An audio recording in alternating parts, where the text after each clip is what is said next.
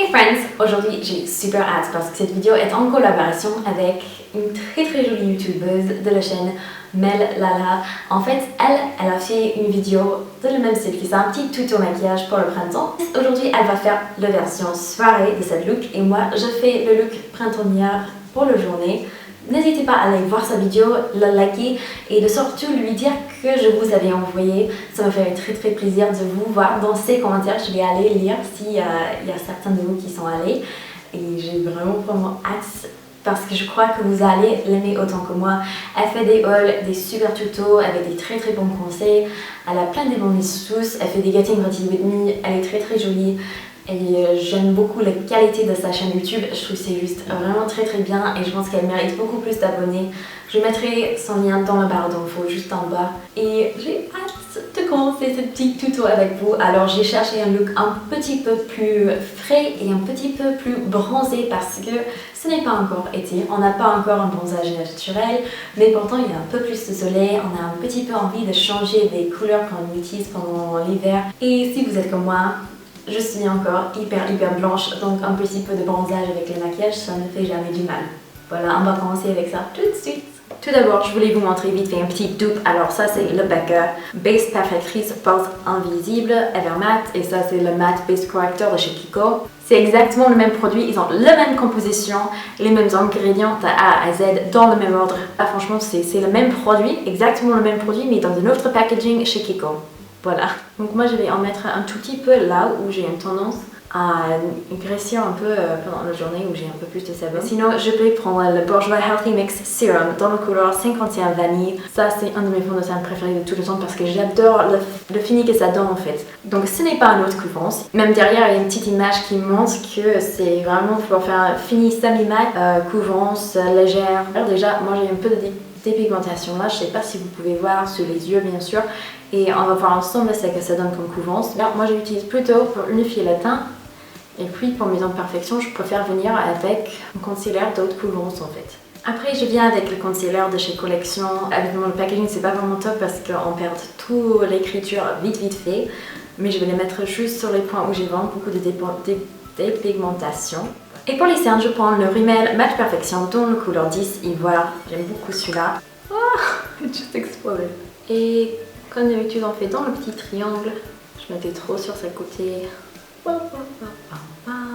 vais enlever l'excès. Je vais mettre sur le nez. Là où je vais faire un peu de highlighting. Parce qu'il y a vraiment trop de couleurs sur le pinceau là. Et on estompe avec les doigts. Et mon beauty blender était propre. J'ai utilisé ça. Mais c'est pas un vrai beauty blender, c'est un faux. Mais j'aime vraiment beaucoup sous les yeux d'utiliser une éponge. Parce que je trouve que c'est plus doux pour estomper plutôt qu'un pinceau. Après, je vais prendre le pinceau 61 de Stay Sephora. C'est le premier pinceau Sephora que je teste, mais en fait, celui-là, il est hyper dense et super doux. Il fait très bien son travail. Et comme il est dense et avec le taille, on arrive vraiment bien à estomper le poudre et j'ai pas l'impression que ça laisse une fini ou ça prend beaucoup de poudre et ça la fait contre lui ça. Vous voyez ce que je veux dire? C'était un très joli bruit, je sais. Là, je vais appliquer The Healthy Balance numéro 52 vanille de chez Bourjois. Vous savez, je mets toujours ce poudre. J'en ai essayé d'autres, mais c'est vraiment le poudre où j'aime le plus le fini. J'ai jamais essayé les poudres de Hourglass, mais il y avait quelqu'un l'autre jour qui disait dans leur vidéo que c'était quasiment pareil, donc à tester si vous aimez faire des économies, quoi. Et j'amène ça un peu vers le cou parce que je veux que ça a l'air unifié. Sous les yeux, pour fixer le anti-cerne. C'est parfait. Ok.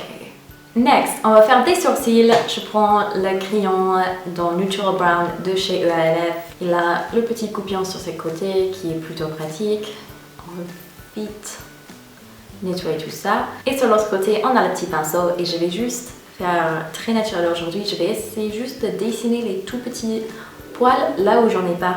Si vous avez remarqué, je sais pas, mais j'ai des cicatrices en fait qui traversent ce sourcil-là. J'en ai 2 cicatrices, ce qui fait que c'est un peu plus compliqué de faire en sorte que mes sourcils sont toujours pareils. Mais je fais le mieux que je peux et je trouve que souvent plus naturel, c'est juste plus facile pour ça. Here we go.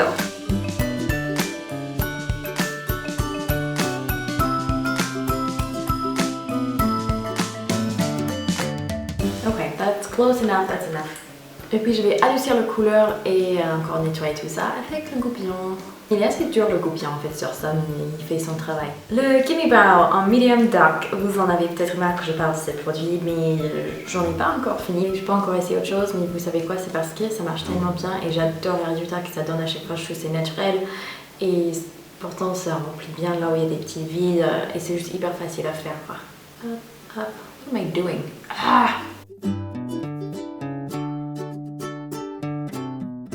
Donc, cette bronzer, c'est un peu mon nouveau bébé. Il est vraiment trop canon. Déjà, vous avez un énorme miroir. Et puis, vous voyez la couleur, regarde. Donc, à l'extérieur, c'est un peu plus légère et un peu irisé, doré.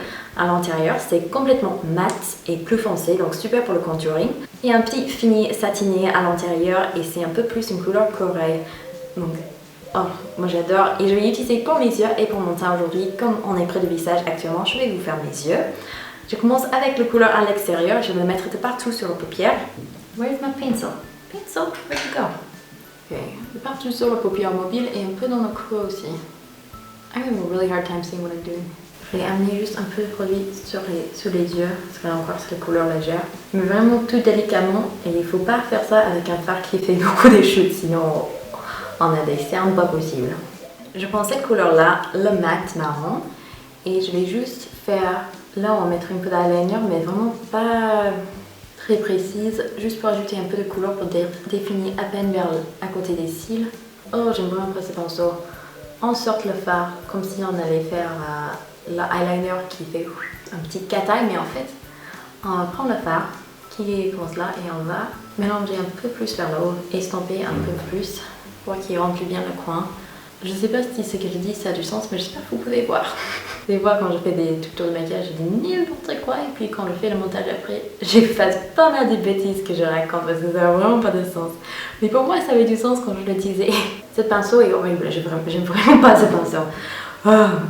Bon, je vais utiliser le même pinceau vite fait pour mettre un peu sous les yeux pour définir un peu plus et puis après on change vite fait pour notre autre pinceau parce qu'il m'énerve ce pinceau. Ce pinceau de chez Zoeva que j'aime, c'est le 228 Crease, donc c'est pour le creux de paupière et on va super bien estomper tout ça parce que comme ça je serai un peu moins énervée. Ah oui, tout de suite ça va mieux.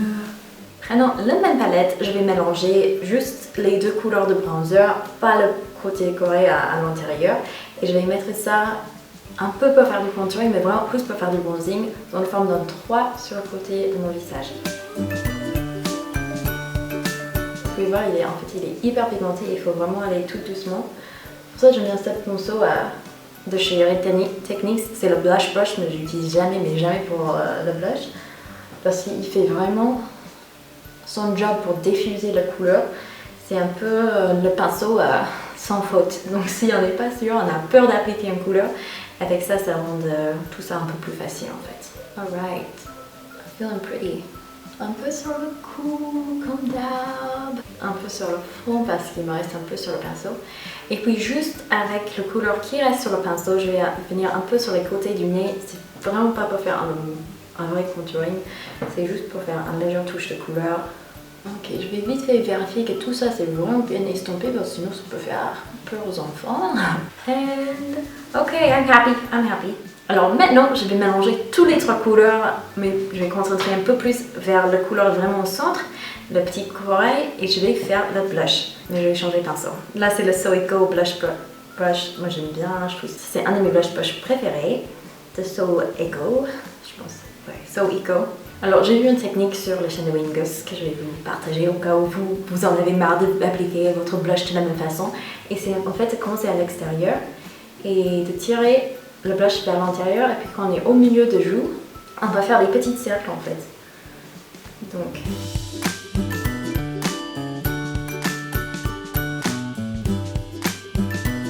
En fait j'aime bien le résultat que ça donne. Là c'est un peu trop fort parce que ce produit est hyper pigmenté.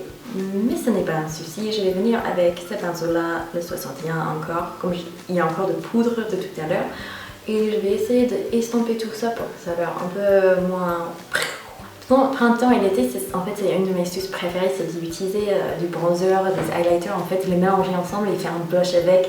Parce que souvent ça fait un effet qu'on est naturellement un peu plus bronzé, je trouve c'est joli et c'est hyper facile surtout. Pour les lèvres, j'ai l'éclat Minute de chez Clarins, c'est un de mes produits pour les lèvres préférés pour tout le temps parce qu'il n'est genre super pas du tout collant la formule et il est juste un rêve à mettre. C'est super facile à appliquer même si on n'a pas de miroir, même si on n'a pas quoi que ce soit.